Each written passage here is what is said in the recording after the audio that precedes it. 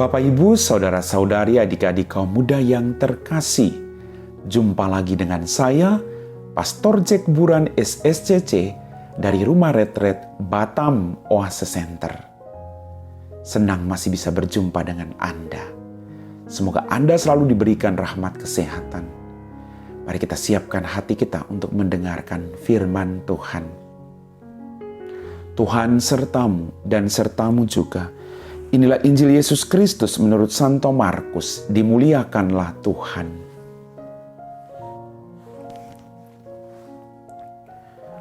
Pada waktu itu Raja Herodes mendengar tentang Yesus, sebab namanya memang sudah terkenal, dan orang mengatakan, Yohanes Pembaptis sudah bangkit dari antara orang mati. Dan itulah sebabnya kuasa-kuasa itu bekerja di dalam dia. Yang lain mengatakan dia itu Elia. Yang lain lagi mengatakan dia itu seorang nabi sama seperti nabi-nabi yang dahulu. Waktu Herodes mendengar hal itu, ia berkata bukan, dia itu Yohanes yang sudah kupenggal kepalanya. Dan kini bangkit lagi. Memang Herodeslah yang menyuruh orang menangkap Yohanes dan membelenggunya di penjara berhubung dengan peristiwa Herodias, istri Filipus saudaranya. Karena Herodes telah mengambilnya sebagai istri. Karena Yohanes pernah menegur Herodes, tidak halal engkau mengambil istri saudaramu. Karena kata-kata itu, Herodias menaruh dendam pada Yohanes dan bermaksud membunuh dia. Tetapi tidak dapat, sebab Herodes segan akan Yohanes, karena ia tahu bahwa Yohanes adalah orang yang benar-benar suci. Jadi ia melindunginya. Tetapi setiap kali mendengar Yohanes, hati Herodes selalu terombang-ambing, namun ia merasa senang juga mendengarkan dia. Akhirnya, tiba juga kesempatan yang baik bagi Herodias. Ketika Herodes pada hari ulang tahunnya mengadakan perjamuan untuk para pembesar, para perwira dan orang-orang terkemuka di Galilea. Pada waktu itu putri Herodias tampil lalu menari, dan ia menyukakan hati Herodes serta tamu-tamunya. Maka raja berkata kepada gadis itu, mintalah daripadaku apa saja yang kau ingini, maka akan kuberikan kepadamu.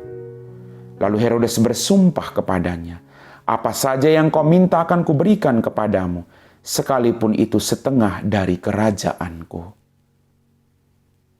Anak itu pergi dan menanyakan kepada ibunya, apa yang harus kuminta?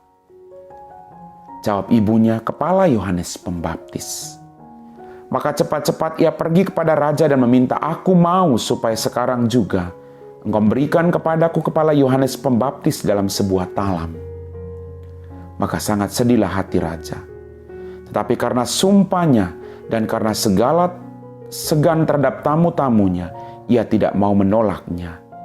Raja segera menyuruh seorang pengawal dengan perintah supaya mengambil kepala Yohanes.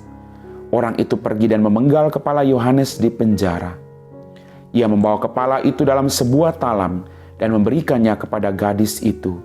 Dan gadis itu memberikannya pula kepada ibunya.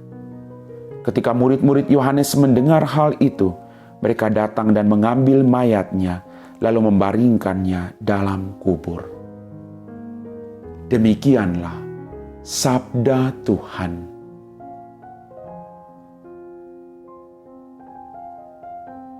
Bapak, Ibu, Saudara-saudari, adik-adik kaum muda yang terkasih, melalui bacaan Injil pada hari ini kita mendengar bahwa Yohanes Pembaptis menjadi tumbal kebenaran di tengah licik dan kejamnya penguasa duniawi. Namun, hal itu menjadi persembahan yang sejati kepada Tuhan. Kebenaran harus terus menjadi kebenaran. Dan ketika kita mewartakan kebenaran, akan ada banyak tantangan. Mungkin kita dibenci oleh orang lain, bahkan sampai kita bisa dibunuh oleh orang lain karena kita mewartakan kebenaran. Tapi jangan pernah takut. Hidup ini cuma sementara. Kita mungkin kehilangan nyawa kita saat ini di dunia ini, tapi kita tidak kehilangan kebahagiaan kita di surga. Kita belajar dari sikap hidup Yohanes Pembaptis, bahwa dia mewartakan kebenaran, dan karena kebenaran itu, ia harus menanggung resikonya. Bapak, Ibu, saudara-saudari, adik-adik kaum muda yang terkasih, penguasa atau pemimpin yang gila harta atau uang, gila kedudukan atau jabatan, dan gila kehormatan duniawi, sungguh membahayakan bagi orang-orang baik dan benar yang berjuang demi kebenaran dan kebaikan. Seperti yang sudah saya katakan tadi. Banyak sekali orang-orang yang mewartakan kebenaran, menyampaikan kebenaran, lalu mereka mengalami ketidakadilan dalam kehidupan mereka. Bahkan karena kebenaran itu mereka harus kehilangan nyawanya atau dijebloskan ke dalam penjara. Tapi apa Tuhan meninggalkan mereka? Tidak. Mereka punya pahala yang tidak akan pernah diambil dari kehidupan mereka. Bapak, Ibu, saudara-saudariku yang terkasih, dengan uang dan kekuasaan, orang dapat berbuat apapun sesuai dengan keinginan atau gejolak nafsunya. Termasuk Herodes yang mengingini istri saudaranya yang cantik. Herodes adalah gambaran penguasa dan pemimpin yang diktator. Maka sabda Tuhan pada hari ini juga merupakan peringatan bagi kita semua untuk tidak mudah terpengaruh dengan model kepemimpinan Raja Herodes. Kita harus menjadi pemimpin yang berbelas kasih, pemimpin yang tetap menegakkan kebenaran. Mari kita lakukan itu. Amin.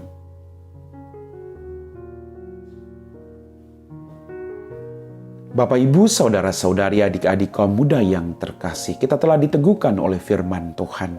Maka mari kita siapkan hati kita untuk berdoa. Dalam nama Bapa dan Putra dan Roh Kudus. Amin. Ya Tuhan Allah Bapa kami dalam kerajaan surga, terima kasih atas rahmat kehidupan, berkat berlimpah, mujizat-mujizat yang masih Engkau berikan bagi kami semua.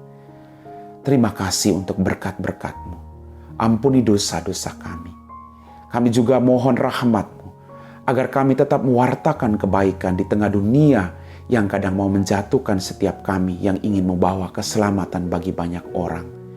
Berkatilah mereka yang bekerja untuk kemanusiaan, agar apapun tantangan dalam kehidupan mereka tetap meyakini bahwa Engkau Allah sumber kebenaran akan terus menyertai mereka.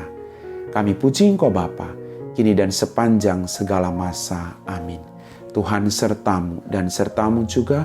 Semoga kita sekalian diberkati oleh Allah yang Maha Kuasa, dalam nama Bapa dan Putra dan Roh Kudus. Amin.